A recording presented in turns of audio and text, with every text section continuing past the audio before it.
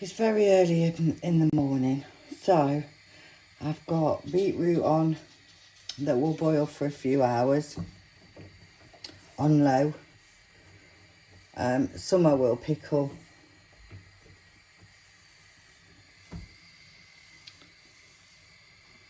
I've got a bag full of peas to pod, which I'm going to do in a second. Good morning. It's a day at home today. So I'm dealing with all the harvests from yesterday. Started with the beetroot, I'm podding peas, dealing with all that from yesterday. I'm going to mow the lawn this afternoon. The heat wave has started.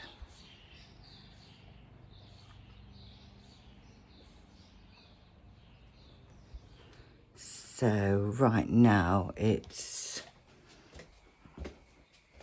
20, I think, and it's 8 o'clock in the morning. Yeah.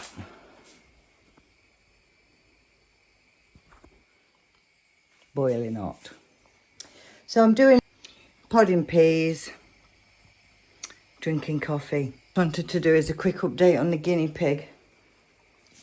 She's actually okay. I wouldn't say she's normal. She's not. But she has started squeaking now. Doing the guinea pig squeak when she knows I'm coming. So the excited squeak, if you like. So I've got the beetroot bubbling up now. That's gonna be bubbling for a good few hours. And the peas I'm still podding.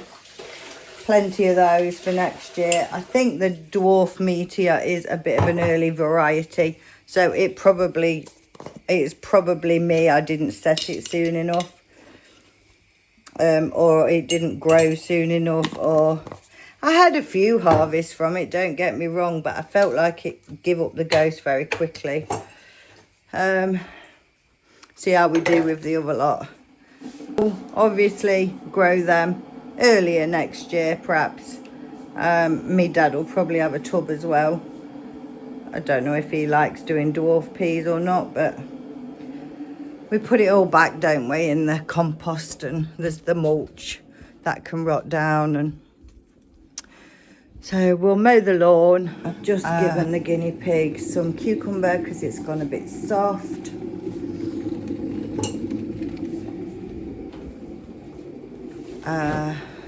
Any more updates while we're...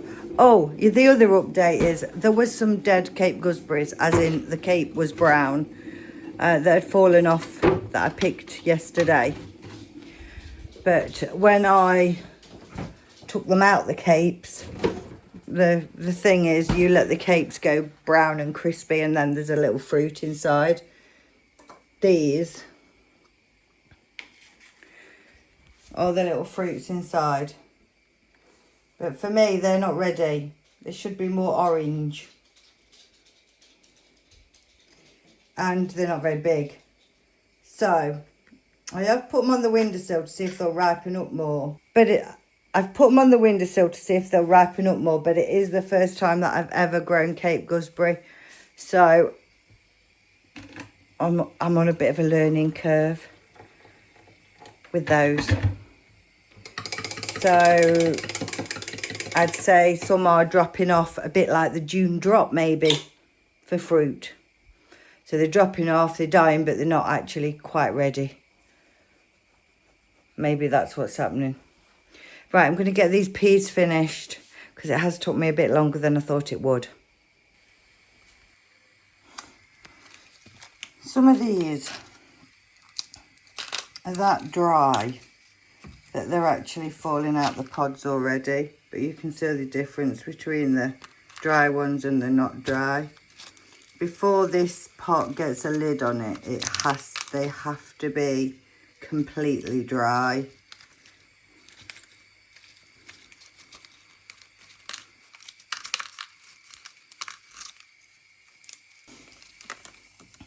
I've just found some are not quite so dry as the others, but I've just found this piece, which I think is quite interesting, because these peas, although I had a few dinners out of them, they didn't do great.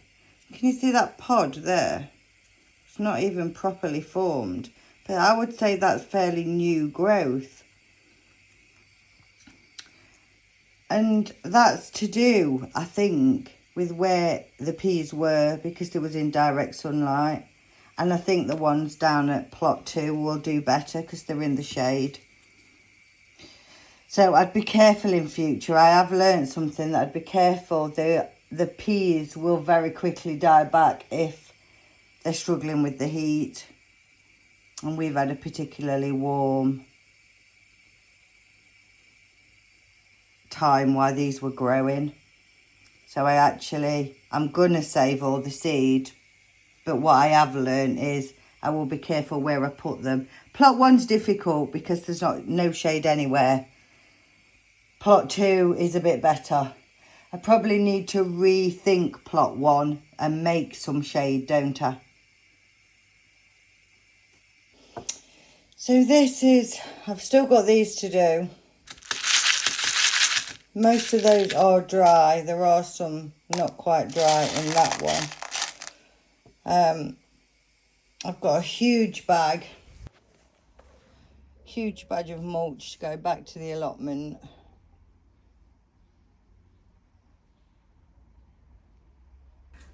So last night, as you do, I was on Google and spoke to the father-in-law and, about this plaque that I found attached to the inside of the shed we took down.